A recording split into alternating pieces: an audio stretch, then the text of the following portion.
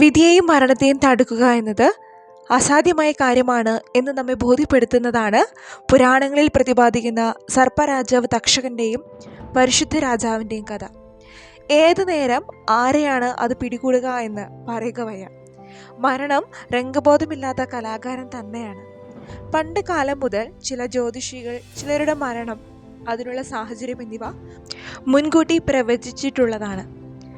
അതിനാൽ മരണത്തെ തടുക്കാൻ പരിശുദ്ധ രാജാവിനെ പോലെ പലവിധ സുരക്ഷാ ഏർപ്പാടുകളും ചെയ്യും.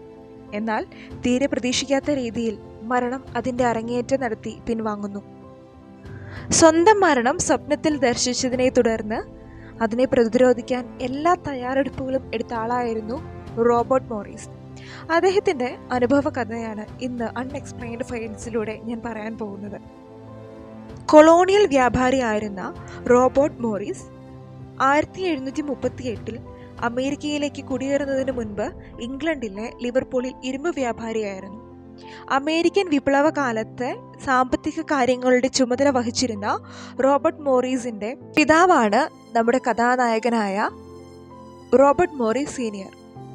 ഒരു ദിവസം രാത്രി, അതായത് 1750 ജൂലൈ മാസം 10-ാം തീയതി രാത്രി, അദ്ദേഹം ഒരു സ്വപ്നം കാണുന്നു. താൻ സന്ദർശിക്കാനിരിക്കുന്ന ഒരു നാവിക കപ്പലിൽ നിന്നുള്ള പീരങ്കി വെടിയേറ്റ് താൻ കൊല്ലപ്പെടുന്നു. സ്വപ്നം കണ്ടതിനു ശേഷം അദ്ദേഹം ആകെ അസ്വസ്ഥനായി. കപ്പൽ സന്ദർശനത്തിന് മുന്നോടിയായി ആവശ്യമായ മുൻകരുതലുകൾ അദ്ദേഹം കൈക്കൊണ്ടു. കപ്പലിലെ പീരങ്കികളുടെ സുരക്ഷിതത്വം അദ്ദേഹം ഉറപ്പാക്കി. ക്യാപ്റ്റന്റെ ഉറപ്പ് ലഭിച്ചു കഴിഞ്ഞാൽ മാത്രമേ താൻ കപ്പലിലേക്ക് പ്രവേശിക്കൂ എന്ന് റോബർട്ട് മോറിസ് നിർദ്ദേശിച്ചു. ഇന്ന് 1750 ജൂലൈ മാസം 12-ാം തീയതി. അങ്ങനെ കപ്പൽ സന്ദർശനത്തിനുള്ള സമയമായി. കപ്പലിലെ സുരക്ഷിതത്വത്തെക്കുറിച്ച് ക്യാപ്റ്റൻ മോറിസിന് ഉറപ്പ് നൽകുകയും ചെയ്തു. കപ്പൽ സന്ദർശനത്തിന് ശേഷം മോറിസ് തിരിച്ച് കരയിലെത്തിയ ശേഷമേ അദ്ദേഹത്തോടുള്ള ബഹുമാനാർത്ഥം അഭിവാദന വെടിമുഴക്കൂ എന്നും ധാരണയുണ്ടായിരുന്നു. മോറിസ് കരയിലെത്തി കഴിയുമ്പോൾ ക്യാപ്റ്റൻ സിഗ്നൽ കാണിക്കും. അന്നേരം പീരങ്കിയിൽ നിന്നും ആചാര വെടി മുഴക്കണം. ക്യാപ്റ്റൻ തൻ്റെ സൈനികർക്ക് നിർദ്ദേശം നൽകി.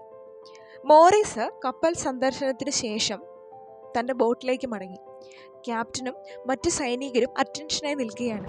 മോറിസിൻ്റെ ബോട്ട് കപ്പലിലെ പീരങ്കിയുടെ റേഞ്ചിൽ നിന്നും ഇനിയും അകന്നു മാറിയിട്ടുണ്ടായിരുന്നില്ല. വെടിയുണ്ട ഏൽക്കാവുന്ന അകലത്തിലായിരുന്നു ബോട്ടിൻ്റെ സ്ഥാനം. ക്യാപ്റ്റൻ്റെ സിഗ്നൽ വരുന്നതും കാത്ത് നിൽക്കുകയായിരുന്നു സൈനികർ. പെട്ടെന്ന് ഒരു ഈച്ച പറന്നു വന്ന് ക്യാപ്റ്റൻ്റെ മൂക്കിലേക്ക് വന്നിരുന്നു. മറ്റൊന്നും ഓർക്കാതെ അയാൾ കൈ ഉയർത്തി ഈച്ചയെ ആട്ടി. എന്നാൽ ക്യാപ്റ്റൻ സിഗ്നൽ നൽകിയതാണെന്ന് തെറ്റിദ്ധരിച്ച് സൈനികർ ആചാര വെടി മുഴക്കി. എന്നാൽ മോറിസിന് വേണ്ടി മുഴക്കിയ ആചാര വെടികളിൽ ഒന്ന് ബോട്ടിലുണ്ടായിരുന്ന മോറിസിന്റെ നെഞ്ചിലേക്ക് പോയി പതിച്ചു. മാരകമായ മുറിവേറ്റതിനെ തുടർന്ന് അദ്ദേഹം മരണപ്പെട്ടു. 39 വയസ്സായിരുന്നു അന്ന് റോബർട്ട് മോറിസിന്റെ പ്രായം.